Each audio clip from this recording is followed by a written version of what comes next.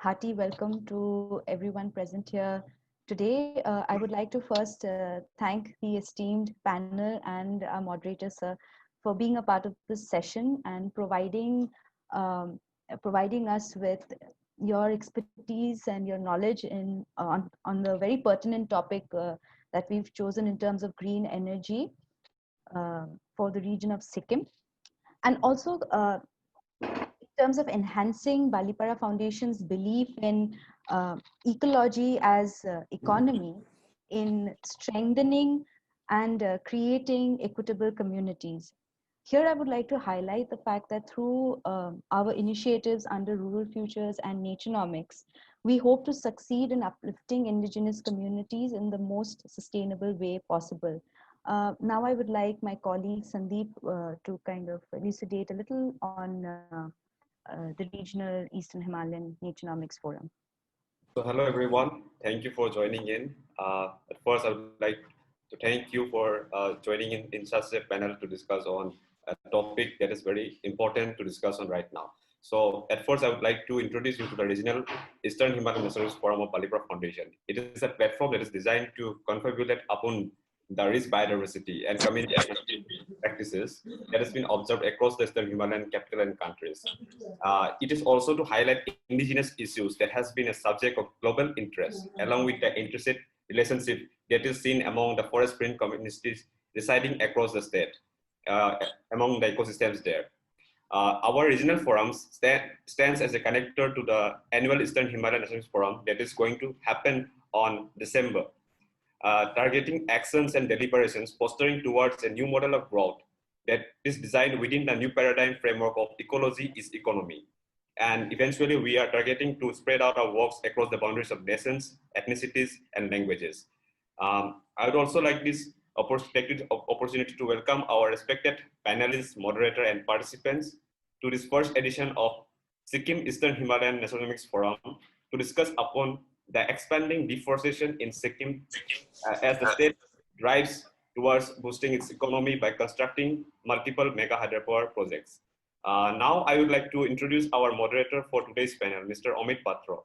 Mr. Amit Patro is the editor of a leading daily from the state, that is the Sikkim Express. He became the editor of Sikkim Express in 2003, just at the age of 24, and turned the daily, a weekly, into a daily newspaper in the state. He's also a member to the Impulse Model Press Club Core Committee, and he's also, fortunately, the recipient of Balipara Foundation's Green Journalist Award in the year 2017. Mr. Patro has done extensive work towards reforming the role of publications as a tool for raising awareness on socioeconomic empowerment of the indigenous Sikkimese people and to highlight rising environmental concerns from across the state. So Mr. Patro, I would like to take over the discussion from here and introduce our panelists for the session today. Thank you.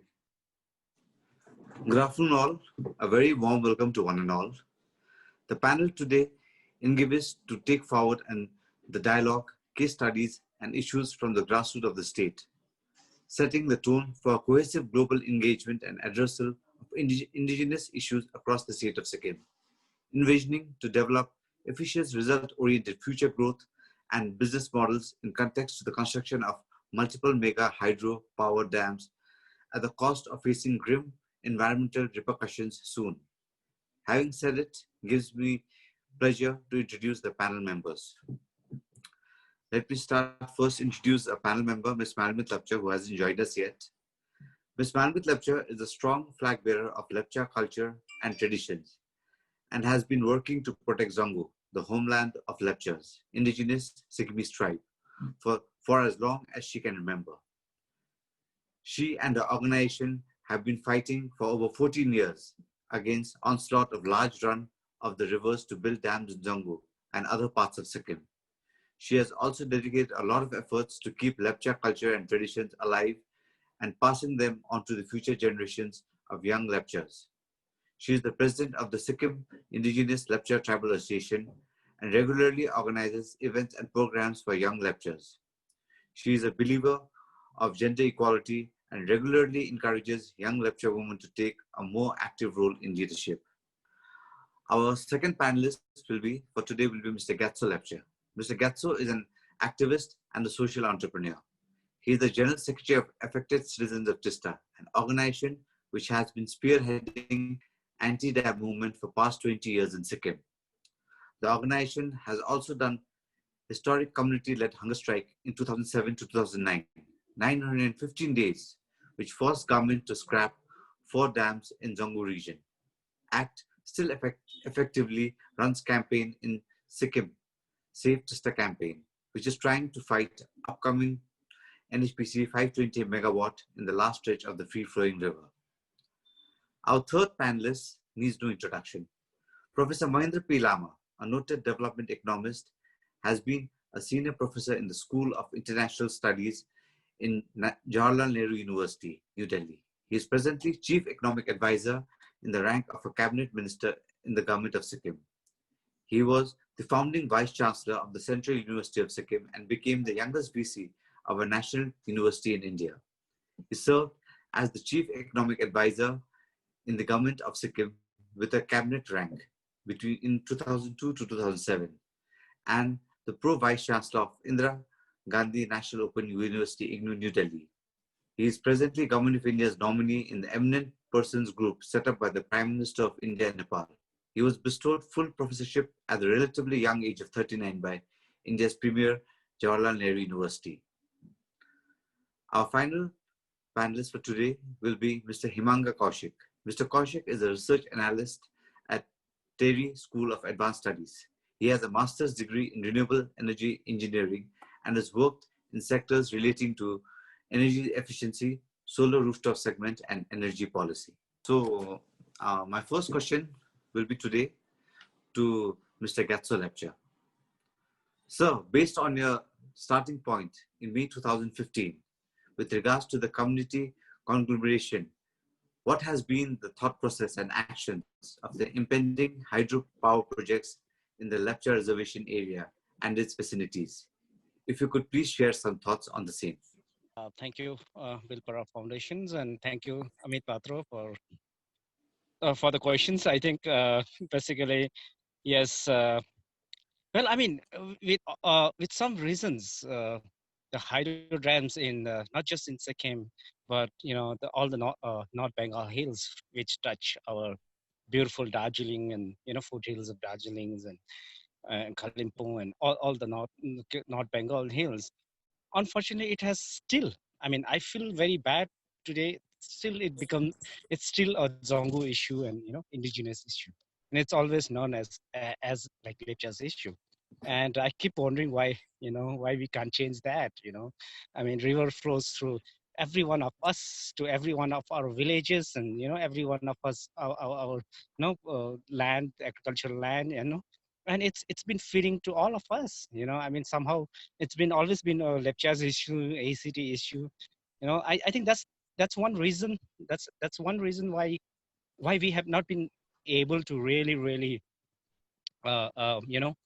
project it as a crisis in the Himalayas, in our part of Himalayan mountain. I mean, if we all the community, all the hills community, from all our Gorkha brethren, brothers and sisters in the West Bengal, North Bengal part, and all the Teesta downstream from Zongu, from Singtham, Rangpur, Malli, or what I mean, all these places. If we all could have joined together and just say that, I mean, probably we thought that it would have really served us in terms of economy and in terms of development of the region, but it didn't. But if we all could have come together and have a voice of saying that this was a big mistake, big blunder, and we never thought about the carrying capacity of the Teesta River basin. We just thought that we just had this dream and a fantasy of having making dams and really becoming rich from this whole idea of dirty thing projects. But then saying that again, need to really rush back to what Amit just asked. From 2015, of course, it has changed a lot in terms of the people's acceptance. Now, if you are following social media, I think Safe Teesta campaign has grown bigger, right? I mean, it's not just confined in Zongo. Now it's all of Sikkim. Right from the Lachin, where actually Teesta originate. So right from Lachin down to Lachung and then North Sikkim and to the other four corners of the states like West Sikkim, South Sikkim, Gangtok. Everybody is now talking about the Teesta River and the river ecology, the dams, and how it has really disturbed the whole ecosystem of our fragile Himalayan states. And even we are getting a lot of support from Darjeeling, Kalimpong now. Individuals, schools, organizations, everybody is now saying that probably we have we have we had a faith, we gave green signal to all this dam earlier. We thought that it will bring good, it will bring all the prosperity, it will bring economy to the thing, but I think we undermine the carrying capacity of our own Himalayas, right, of the carrying capacity of the river ecosystem. So it has really grown bigger. Now we are running a campaign called Stop the Stage 4, which is technically the last free flowing stretch of Teesta in Sikkim from its origination till it reaches to the it crossed the boundary to Bangladesh. You know, this stage 4 is going to be built in a Zongu region, in the middle of the Zongu region, and of course the left bank is places called Mangan and other parts, other places is there on the left bank, but right bank is the Zongu region, which is the indigenous Lepcha reserve area. So this is going to be built between the Sikkim's largest dam, stage 3, which is 1200 megawatt, which is a big one of the most failed uh, uh, dam, and this whole story about dam, how it will benefit us. So Teesta stage 3, which is completely failed, and between the and stage 5, which is in Dikchu. So this project is coming between these two projects, two big project in Sikkim, dam in Sikkim. So this stretch is just 10 kilometers. And this 10 kilometers is the only stretch where the Teesta is really, flowing in its natural course. So this is where this is planned, and this is where we have started a campaign recently. And then it's there in the social media that we have started a campaign, and I hope I would like to appeal to all the panel here also, really give a little bit ponder on this campaign. And it is really growing big, and I think Teesta is not just a river flowing; it's an identity for all of us, for all the hill peoples. If I'm in Delhi, if I say Teesta, that's my identity. You know, I mean, that's how important the river is for us. And if we just cut out this stage 4 proposal where we are where we, uh, Teesta stage 4 proposal area, rest of the Teesta is not flowing. It's all choked. It's all dammed. Just name it. From down from Kalijora up to the Singtam, where again NSPC has taken over the stage 6, which was earlier by Lanco. Now NSPC has overtook them. They are going to start it soon. And upstream is the one of the second biggest dam, which is the Dikshu Dam, which is NSPC 510 megawatt, and then the biggest dam in Chungthang. There's no Teesta at all, So this campaign called Stop the Stage 4, and let's let the last stretch of Teesta free flowing Teesta flow freely is the campaign that we have just started up. And I wish to see almost all of you to join us, and and really bring this at least some sense of sustainable development in terms of when we talk about all this big ambition of I mean, for me, I come from Zongo. A lot of things I don't get it. All the phrases because we are just in the village and we just give a fight and to save these free flowing rivers. So I would like to appeal from this platform to really come and join us in this stop the stage vote campaign. Yeah, I mean, Yeah, I think thank you so much, Gyatso. That's really thought-provoking. Mr. Lama, do you want to say something on what Gyatso has to say? Well, thank you very much. And uh, Gyatso Bhai mentioned about it. And please don't think that in a major ecological action like that, from the civil society, you are alone. Never think that. People silently support you. Thank you. Everyone has a different mode of protest, resistance, knowledge sharing. So I think you are, of course, in the forefront. You have been doing this, but please don't think that you are alone in this initiative. You know, what has happened in Sikkim and to a large extent in Darjeeling is tragic because I have had a lot of difference with the last government on this issue, particularly on issues of water, because we know what it is all about, how it is related to culture, ecology, livelihood, how is it related to what you call future dynamics of international relations also. What really happened, I must tell you in few sentences in Sikkim is, we wanted to jump from merely 56 megawatt to 5,000 megawatt, right? Sure. And in a course of just 5 years, 6 years, 8 years. And in between, you had nothing. When you tried to jump from 50 megawatt to 5,000 megawatt, you had literally nothing, no policy, no institutions, no professional support, no technical support, no past experimentation as far as dealing with such kind of situations is concerned. So you had only one person who was pushing it, that was the political leadership. Why political leadership pushed it? That's a big question. We have to seriously discuss about it.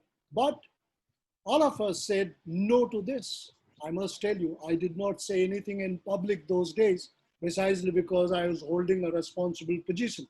But in what really went in between, inside the entire planning commission, I think history will write about it. And that's why in the entire planning commission was literally disbanded in 2007-8.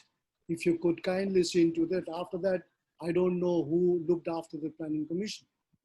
Therefore, one or two things happen. See, nobody is against hydropower resources.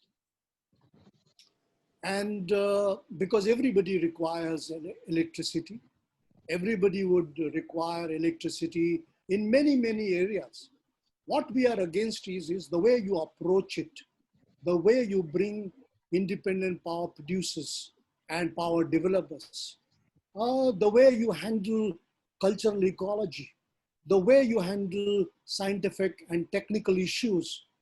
I'm sorry to say that today also, if you pick up any of these major hydropower developers, please ask them for a time series data of both environmental flow and hydrological flow in Teesta of last 40 years, 50 years, then you will come to know they have nothing, right?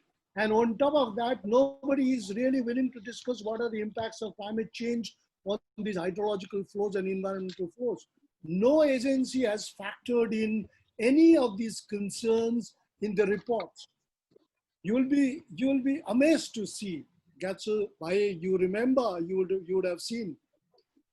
This is for the first time I saw that environmental impact assessments for many of the projects in Sikkim were carried out by its own forest and environment department, right?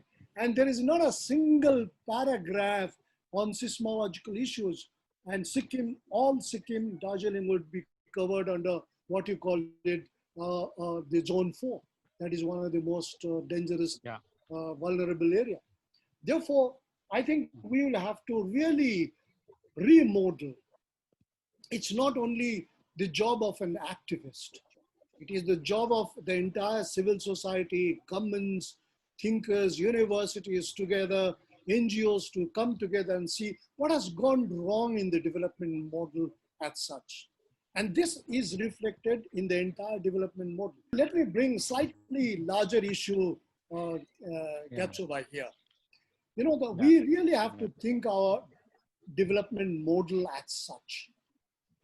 Rethink True. about it, reorient it, reposition it, precisely because, you know, as a person who has been involved in development economics part of it, I think to a large extent, the entire Himalayan region suffered from a wrong development model. Look at Sikkim, right? 67% of its GDP comes from manufacturing sector, the industry. Hardly 10 to 15% from agriculture sector, and remaining about 23, 24% would come from services sector. And in the industry sector, what are the major components? Major components is your pharmaceuticals, which have largely come precisely because you have the NEIIPP and the NEIDS policy where you give free kind of huge subsidies, transport subsidies, to tax relief, to insurance, right? So you have a plethora of these. What are their contributions? Their contributions in terms of revenue is almost zero, right? But in terms of income, they have given so much of income. But whose income is this? That is added in the GDP of Sikkim. But that income is the income of a company, not of the government, not of the people, right? What government and people will get is basically revenue and the employment and technology transfer or all kinds of things. But in the companies, you have raw materials coming from outside, you have packaging materials coming from outside, transport coming from outside, and what you call it, the warehousing facilities coming out. That means whatever you earn in Sikkim, 80% goes out of the state. Therefore, the entire multiplier, what we call in the cream of development, goes out of Sikkim, right? So I'd just like to point out, a lot of companies, they are not even billing from Sikkim. You know, they are doing stock transfer and billing from the state. So we're not getting the VAT or the GST benefit also. That's what I'm telling. Revenue is almost zero, right? And that is true. You can look at, see, you take cardamom. Everybody is boasting, has been boasting about cardamom in Sikkim, right? We are the largest producer possibly in the world, right? And if you see cardamom business, in the entire value chain of cardamom, from cardamom raw material, cardamom as a raw material, and cardamom as a pharmaceutical product, or cardamom as a pan parak product, or a cardamom as a processed spices line. If you see the entire stretch, what is the contribution, what is the income for Sikkim is first 15% of supply of raw materials. 85% of Sikkim's cardamom production's income actually goes outside the state. So in industry sector, in tourism, all the sectors in the tourism are, the hotels are owned by Sikkimis, but managed by people, entrepreneurs from outside. So the entire development model is inherently contradictory, inherently what you call against the green economics there, against the economics of nature, because 80% of the income would flow outside the income, outside the state. So who will stop it? This is true in Darjeeling. That's what happened in tea industry, Sincona plantation in Darjeeling. Therefore, I would suggest that NGOs, right, government officials, the think tanks, the universities. In Sikkim University, when I was there, we had started this debate in a big way, right, about what is this development debate about. Amit, as a very widely respected journalist, knows about how we used to write about it. Therefore, if we really would like to protect our natural resources, including water resources, we really have to bring the larger dynamics. Say, for example, Gyatso, I would like to say 80% of Teesta flows in Sikkim, right? When we negotiate Teesta with Bangladesh, does Sikkim ever figure in the list? Bengal figures it, though it is only 20%. Do you think in the government of India's hydro diplomacy with Bangladesh, Sikkim ever figures? Why? Why? Because our civil society is absolutely silent about it.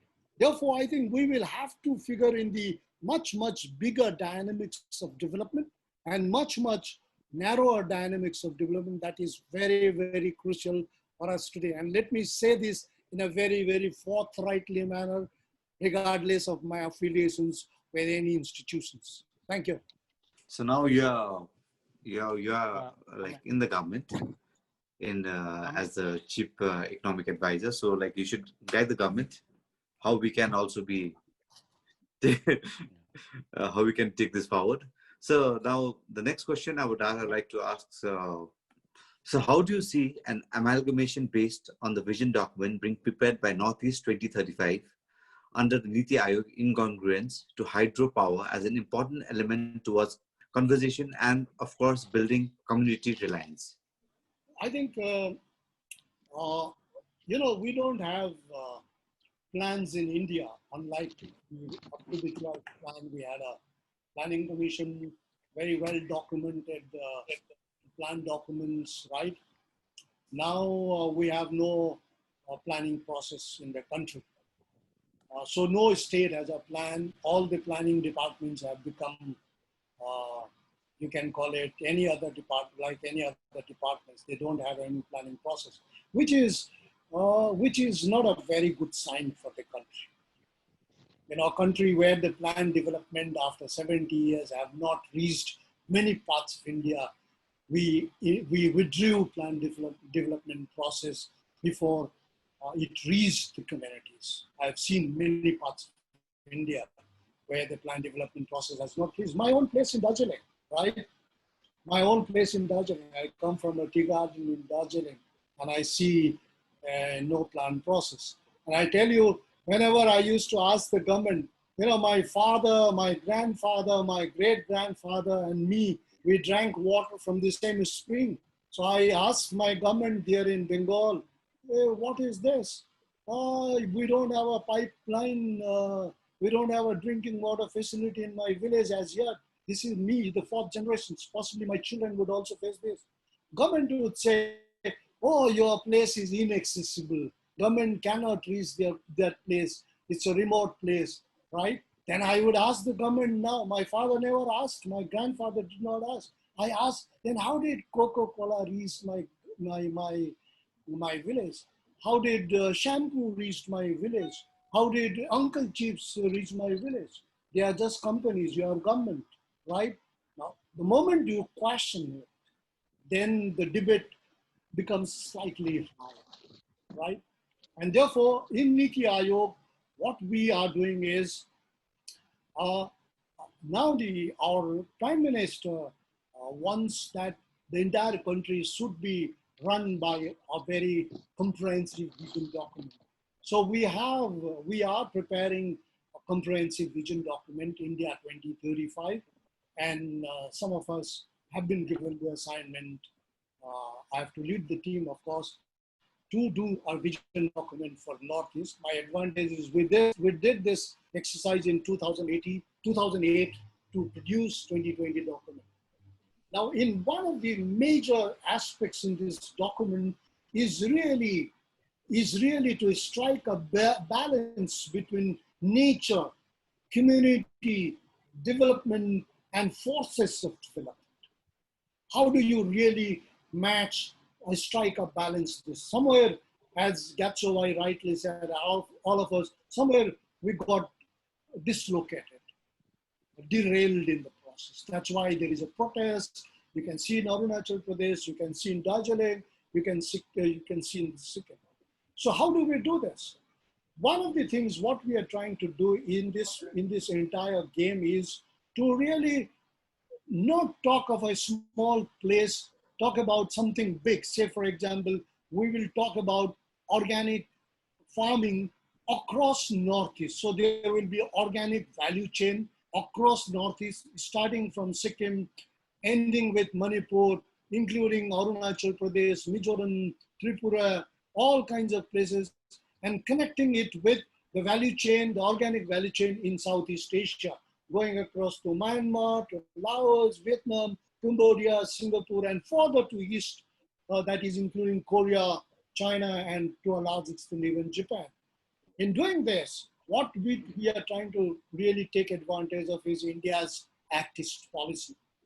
We're trying to take advantage of India signing the free trade agreement with ASEAN countries.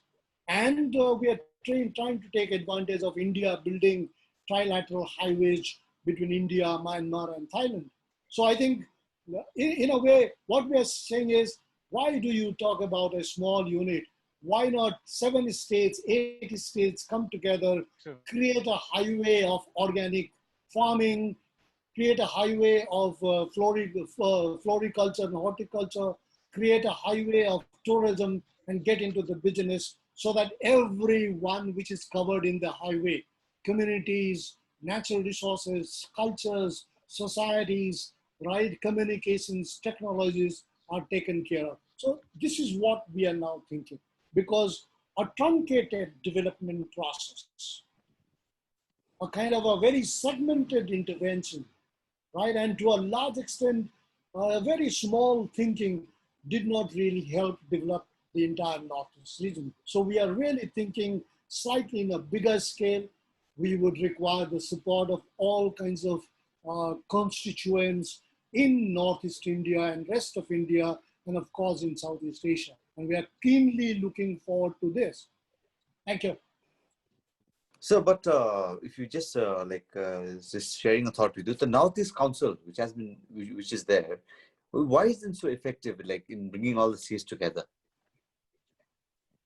Well, all the governmental institutions have a very common quality. That is lethargy, indifference, and status quo. You pick up any government department, pick up in your state, pick up in India, pick up in anywhere, even in the BDO office down below in the block development in the block, right? And pick up. So this is what. But that's why we are now very seriously thinking of alternative delivery mechanisms. How do you bring a parallel delivery mechanisms? Like in China.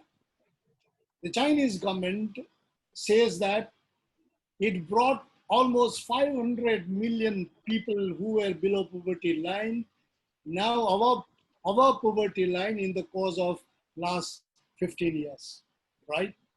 And I visited some of the remotest Chinese villages and I asked them, how did you do this? And how did, one of the things which is very fascinating, that country is an authoritarian country, dictatorial country, there is no democracy, you cannot speak. Despite all these things, they have done two very, very significant things which we need to do in India. One is they have two parallel development delivery mechanisms. One is the government one, like we have deputy commissioners to BDO and village level workers. And the other one here, we have only one of these, right? And in this, we have intermingled Panchayati Raj 73rd amendments. But in their case, they have another parallel one, that is the communist cadres. And the most beautiful and fascinatingly beautiful thing is both the communist cadres and the governmental delivery mechanisms have the same head. One is the president of China. He is the head of the entire delivery mechanisms, governmental.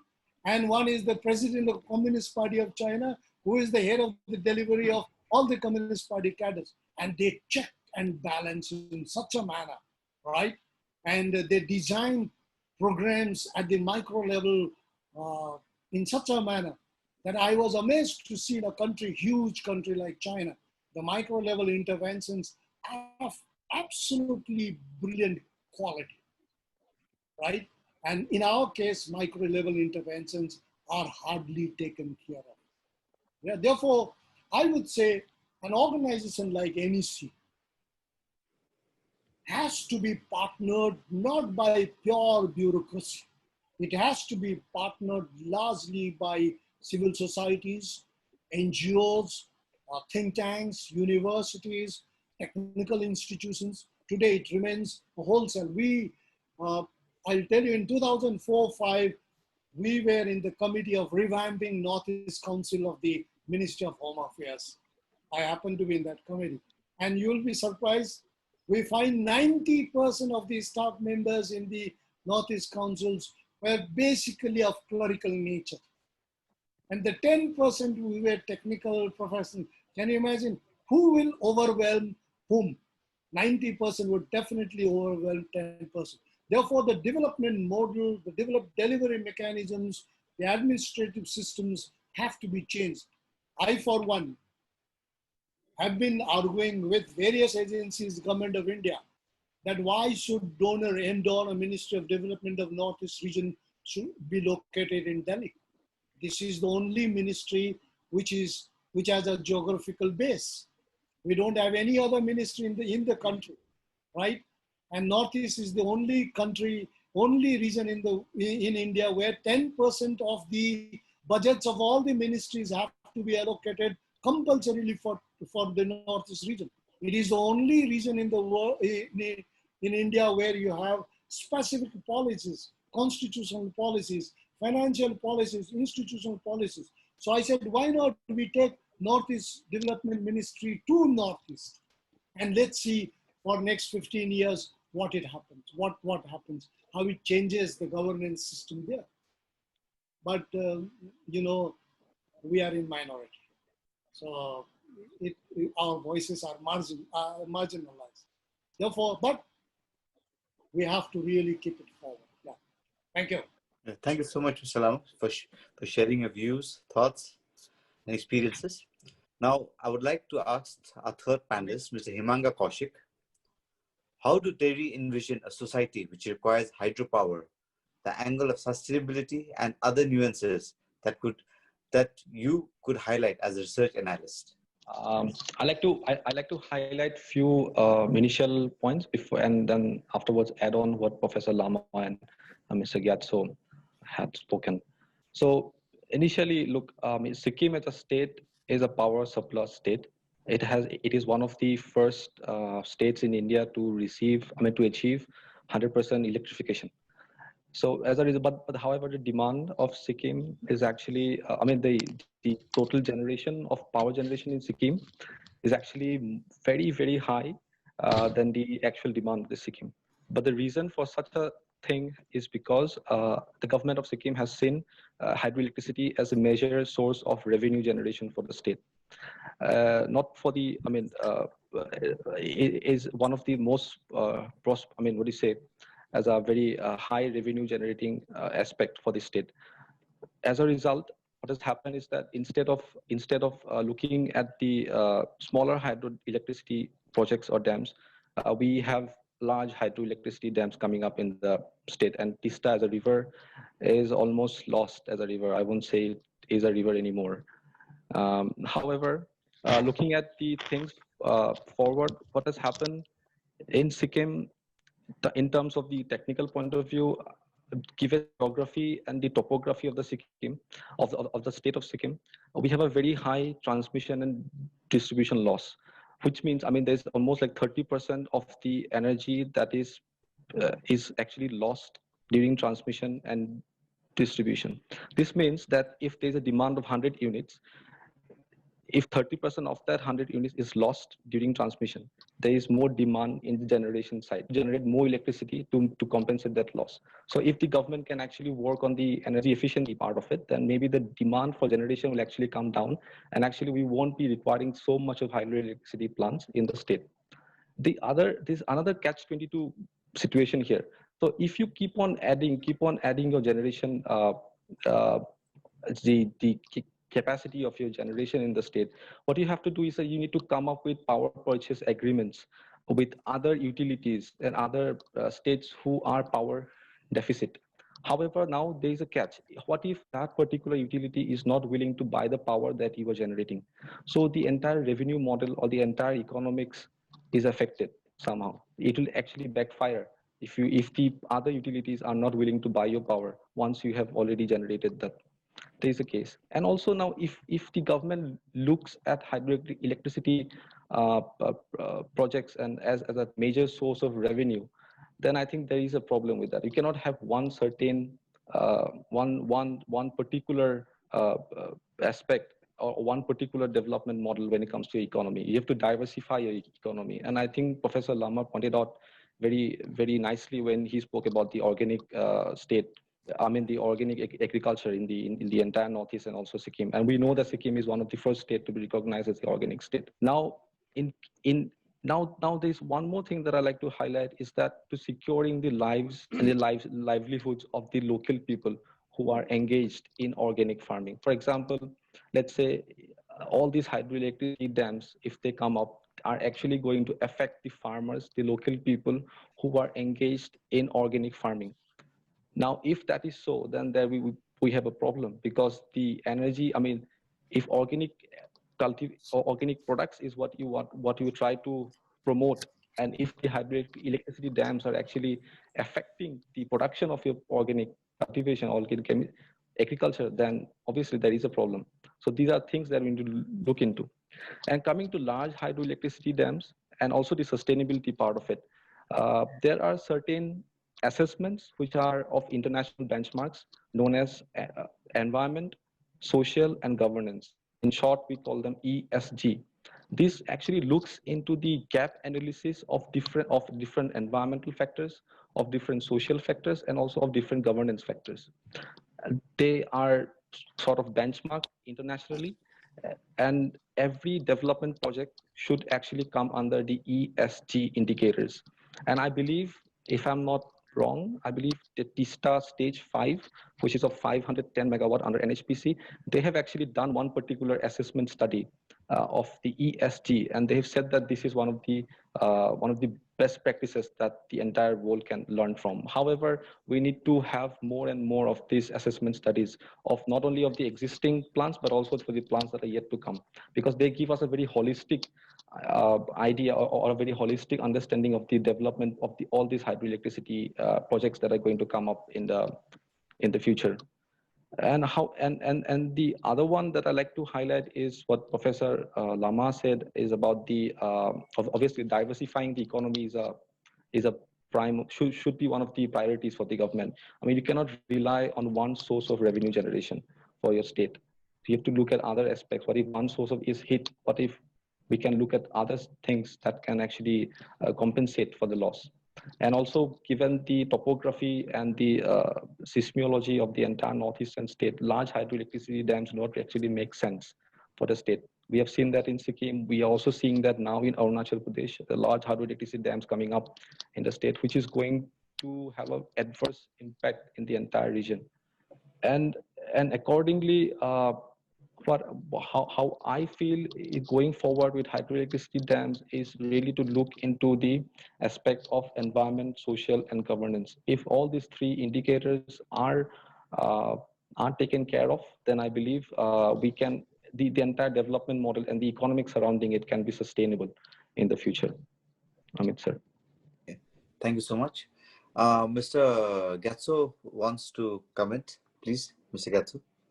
Amit, and thank you, Himangka, Kaushik. I think you spoke to what I was actually supposed to spoke. You know, I mean, a lot of things you covered it, but I really like what you covered. And Mr. Professor Lama, sir, with all due respect, I mean, I've always wanted to meet you in person, but I didn't. It never happened. Uh, since you are with the government of Sikkim and one of the chief advisors to economic advisor to the government, I think this is probably maybe an opportunity of a lifetime for us. Don't take me otherwise, sir. But I think it's an opportunity for us to maybe uh, undo undo what we have done before, right? Undo all the blunders that we have done before. Sir, and I know, like people like young youth like us follow you. We listen to you. We follow you know you don't have, I mean, probably you don't have idea how many young people follows you in Sikkim and Darjeeling Hills.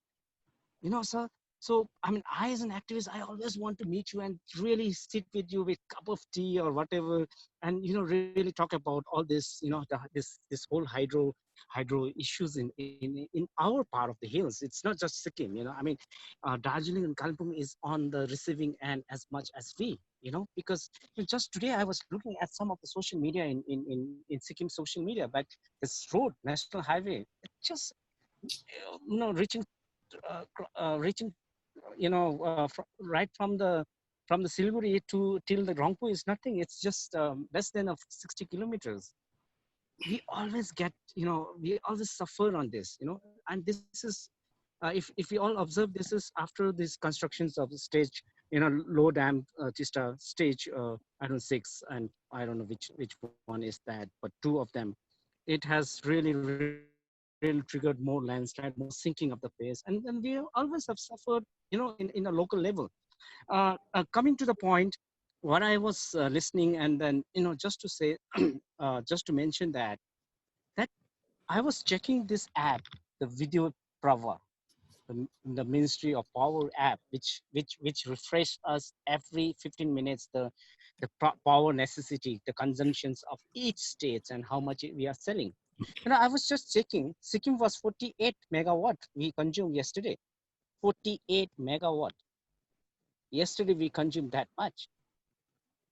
So that tells the whole story. And then we have this insane ambition of producing 5,000 megawatt for what, at what cost? This all need to be analyzed. Yeah. Yes, we feel that as a state we need to contribute to the country's development, to the country's need of energy. But a state which is consuming just less than a 50 megawatt, between 50 to 60 megawatt daily, we can contribute 1,000 megawatt. I mean, that's a big contribution. But no, earlier it was 8,000. Then we have bring it down to the 5,000. But looking at my point, with my maths, whatever I have, with all the dams which are which are functioning now, I think we have we are producing around 25,000 2,500 megawatt right now. So that's what all the dams which are functioning now. So with this, we are consuming around 40 megawatts or 50 megawatts. I think we have done enough. And today, Amit, every now and there in the local dailies, there's a news coming up downstream. What's happening with the highways? What's happening with the Singtam? What's happening with the Abdara in Dikshu? People are on the streets. The houses are cracking. The people are really suffering. The most unfortunate and very saddest part on this hydroelectric power projects episode in India, in our part of Himalayas, is the downstream impact has never been included. It's never been appreciated. It's never been included. So this whole whenever the dam things comes, when hydroelectric power in our part of Himalayas, it's about the landowners, which the government and the developers are going to going to acquire. That's it. Beside that, the cumulative impact needs to be addressed. This is what I always want, because there are people, that hundred of families downstream, upstreams, who has nothing to do with that dam, who have never directly been acknowledged as an affected family, have slowly started getting affected very, very much after like 5, 6, 7, 8, 9 years, 10 years. So this has been the history, and then nobody is documenting this impact.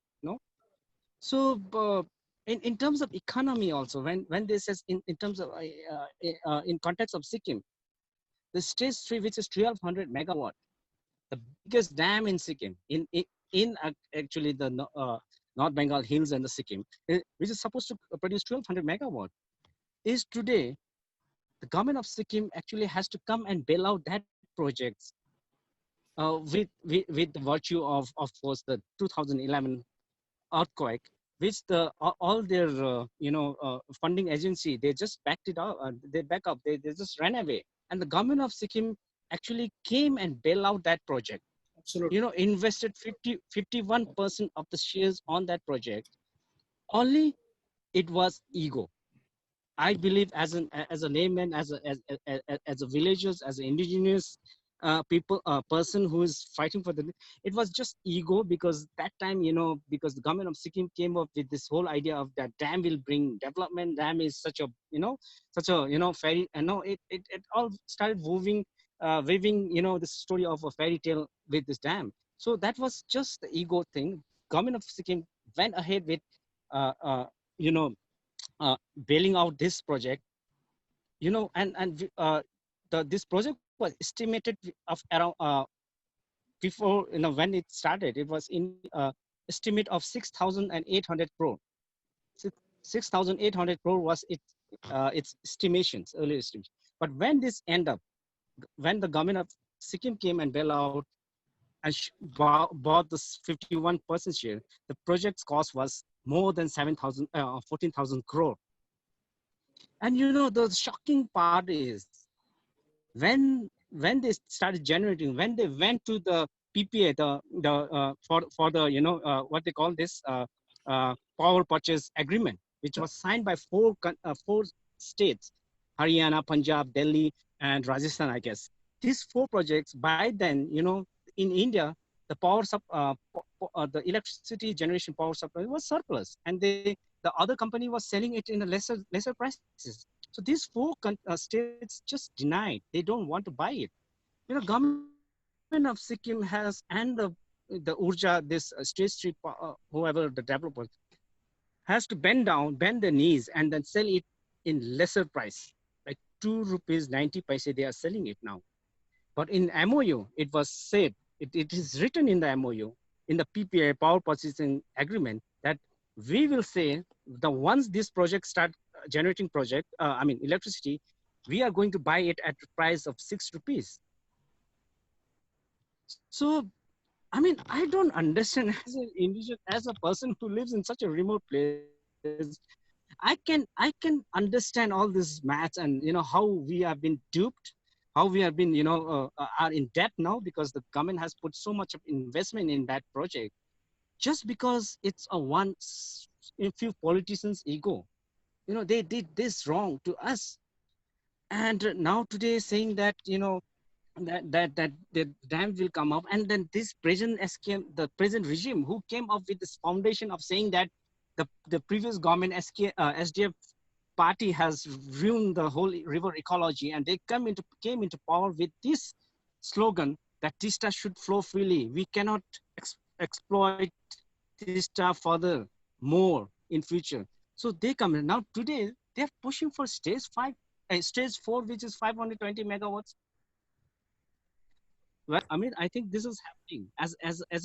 I personally know you. Your Sikkim expertise has been doing fantastic. I think, sir, Lama sir, I really, you will be a saver. If you just give some lines to think to our government. Thank you. Mr. Lama, as Gyatso pointed out and said, I just want everyone to know from you. We were promised community development, prosperity, and a lot of contribution to the state GDP by these power projects. So can you just, if you know, can you just tell to everyone what is the contribution to the state GDP by these hydro projects, sir? It is you can roughly estimate this in terms of revenue. That is a non-tax revenue, and in the non-tax revenue, I think Sikkim gets latest about 52%, which comes to about 372 crore per annum, right? But 372 crore per annum is revenue part of it. But how much Sikkim government is incurring in terms of loan payment, how Sikkim government is paying in terms of controlling the damages done by these hydropower projects. These are absolutely an awesome figure. I don't want to say anything about it at the moment, but this has led to, this has single-handedly led to Sikkim's debt to almost 20,000 crore, as very much expressed by the Honorable Chief Minister in Sikkim. You know, let me tell you one or two things before I conclude my presentation. You know, I was just, because I did write that Sikkim Human Development Report in 2001. And when I wrote that report, yesterday I was just going through that report again, and I found, you'll be surprised, Sikkim's total installed capacity was 39 megawatt in 2000, 20 years back. And the firm capacity within that was 22 megawatt. Today, Sikkim's installed capacity is almost about 2,205 megawatt, right? And as Dr. Kaushik rightly mentioned, you know, the T&D losses, the transmission and distribution losses, which actually is theft and dacoity, T&D, right, is almost to the extent of 29%, and that incurs Sikkim government is almost about 68 crore per annum. If somebody says, if you, in Nepal you have this gentleman Gising, Kulman Gising, right, who said that overnight he turned Nepal into a very bright country because they used to have 14 hours, 18 hours of load shedding. So if Kulman is brought to Sikkim and said, look, Kulmanje, you must reduce this 65 crore to 1 crore, you will get at least 0.5% of this. I think it is just a question of management. It is just a question of management. Somewhere, something is happening where the management is weak and all these things are happening. So it is actually not a technical loss, distribution loss. It is a theft and dacoity loss. But I'll tell you one or two things. You know, we must really get into a larger business. Gyatso rightly pointed out that many of these things did not work. If you see the vision document of energy sector issued by government of Sikkim in 2009 or 2010, it says Sikkim will give in 2015, it will have 1,500 crore as what you call it, the revenue. Today it is 20,000 crore is the loan, right? And hardly 30% is of that is the revenue to you. But today, what is the move forward? What is the way forward is the big question today. The question today, the big question today is, how do you go about it now? Now, we have, you know, recently the Economic Research Institute of ASEAN and Japan Institute of Energy Economics and me, we sat together and worked out the economics of power trading, electricity trading in the northeast of India, right? And we found that northeast would be one of the most fascinating power pool in the whole of this region, South and Southeast Asia. You have a power pool in, say, North countries, Southern African power pool, or you have a power pool somewhere in the Greater Mekong region where Laos is the producer. Then you have a power pool goes to Cambodia, Vietnam, China, right? And Myanmar and Thailand also. So why not we make Northeast, possibly Sikkim, as a kind of a place of power pool? And our Honorable Chief Minister has really floated this idea of about making Sikkim as a power pool where all the powers would come from Nepal, Bhutan, right, entire Northeast, and this power pool will send powers to all the power deficit countries around Northeast, right, in a price much higher than what is paid by today Haryana or Orissa or Andhra Pradesh, right? And this kind of model is quite possible today because Government of India has of late in 2018 accepted and floated a policy of cross-border power trading, electricity trading, CBET, by both the Central Electricity Authority and the Central Electricity Regulatory Commission, to say that India now can act as a kind of transit point for power sending to any of the neighboring countries. So India used to be only an exporter, producer of power. Now India will transit. That means if Bangladesh, if Nepal produces electricity, it can send it to anywhere through India, because Nepal is a landlocked country. So you have, Veramara, Berampur, interconnections between India and Bangladesh. You have Palatana interconnections between Tripura and Bangladesh. You have Nepal, Bhutan interconnections, all kinds of interconnections. So now there is a big thinking that if Sikkim, why should you earn 2 rupees, 3 rupees per unit? If there is a company, if there is a captive market which is willing to give you 8 rupees per unit, 9 rupees per unit, send that power to that particular state, country, company, whatever it is. And that's how the entire power pool business will occur.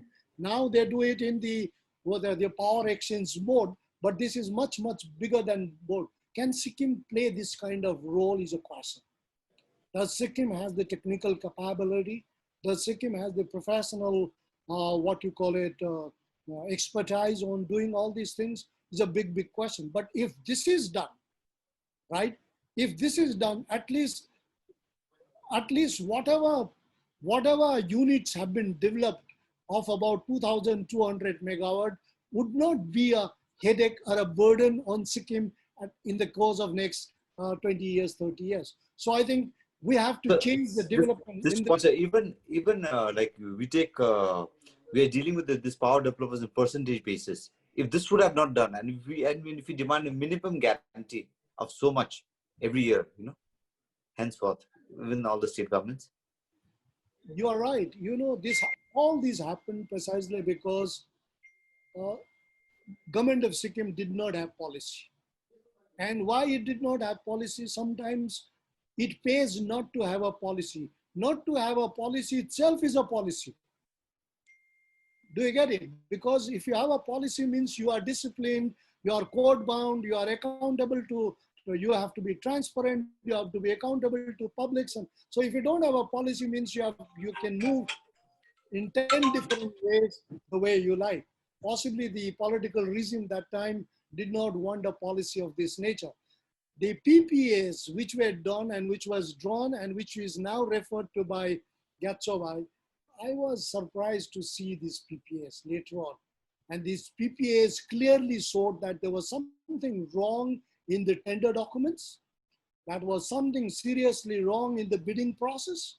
And there was something seriously wrong in the entire handling of technicalities of the entire hydropower generation distribution processes. Therefore, I would say that we'll have to rethink our development model. We'll really have to think in a much, much bigger manner about how we are going to do it. Where my duty to advise government of Sikkim, but it is the duty of the government of Sikkim to implement. The prerogative is in implementation. So even if I give the best of advices available, right, the implementation has to be done by the government of Sikkim and its agencies. And I'm not a part of its agency, to be very, very frank. So what we have, the government of India has a target of 40% of the electricity or the power generation coming from non-fossil fuel based plant. That is in the INDC targets as given in the United Nations. So as we phase out coal, we need to, but the power demand will always remain stable or it will be growing. So that particular power, which is not coming from coal, has to come from certain other source of generation. And hydropower can supply for the base load. I mean, we know that solar is being given a lot of incentive, but solar is not growing the way we want it to grow because there are various other technical reasons why it is not growing so. So hydropower remains the only source of energy from, the non-fossil fuel based source of energy that can be exploited. And northeastern region, the hydro potential has not been exploited the way it has been done in southern part of India. Arunachal Pradesh, Sikkim, and also parts of Nagaland, those places have not been exploited. So the government of India is looking at things that can compensate compensate for the non-fossil fuel, compensate for the power generation that will not come from the coal once we phase out coal, let's say by 2030 or 2040. So that is the background behind why we have so much demand for large hydroelectricity plants in the entire country. And Northeast, obviously, we are at a very receiving end, I would say, in this regard. Thank you. Thank you so much, Kaushik. And now we have our fourth panelist who have just joined us. I want to ask Mayalmith, what, according to you, engulfs the concept of development when it comes to mega dam construction in Sikkim and adjoining regions?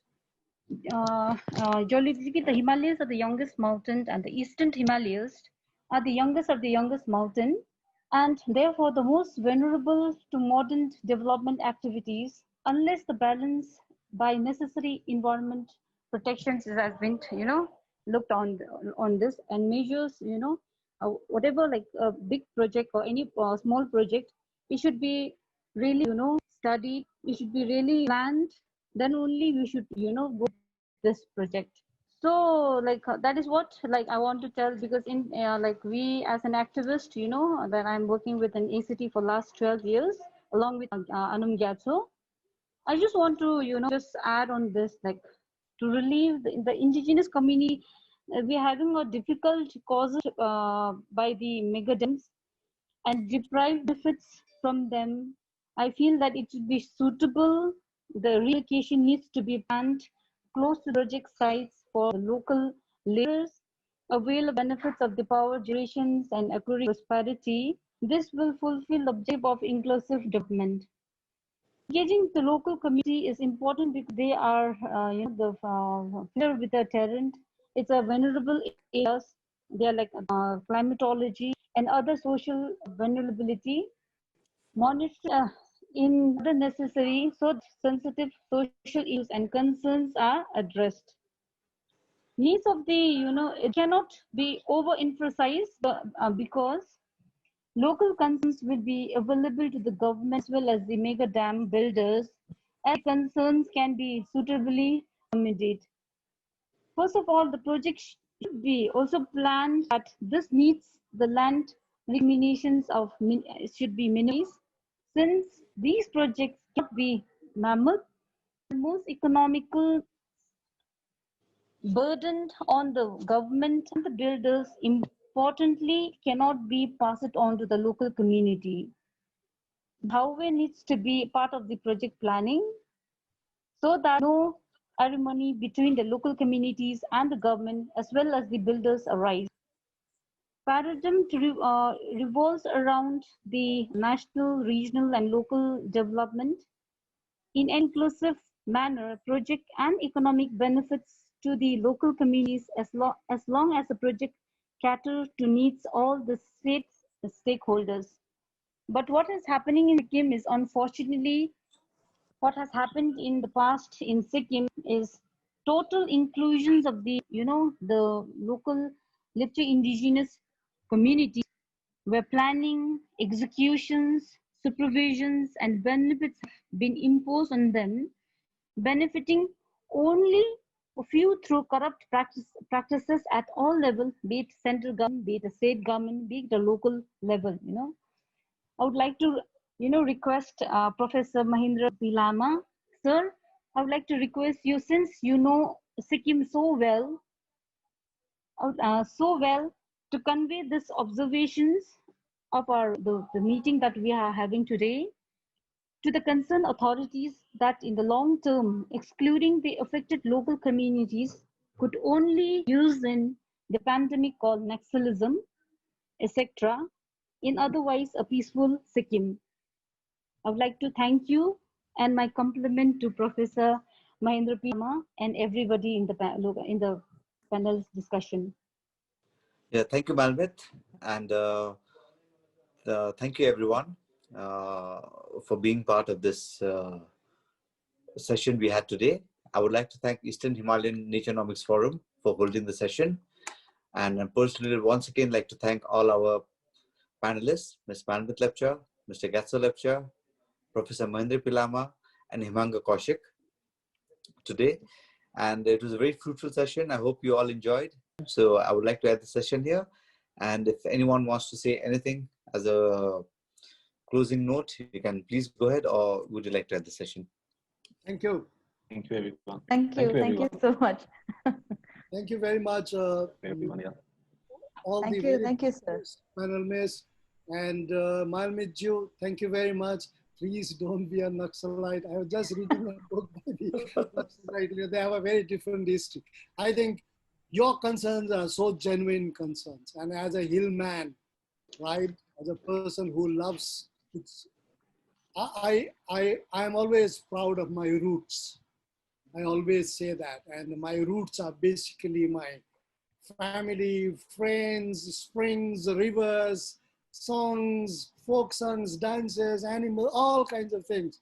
So whatever we'll have to do together, collectively, right? And in a very, very, what you call it, far-reaching manner. And time will come where we all together. And thank you. And we have very distinguished journalists like Amit, right? He will convey all our messages to the rightful people in right time. So thank you all of you, Amit, Himangka, Ria, Mayalmith, Sandeep Ju, and of course, Gyatso. Thank you very much. Yes, sir. Thank you. Thank you.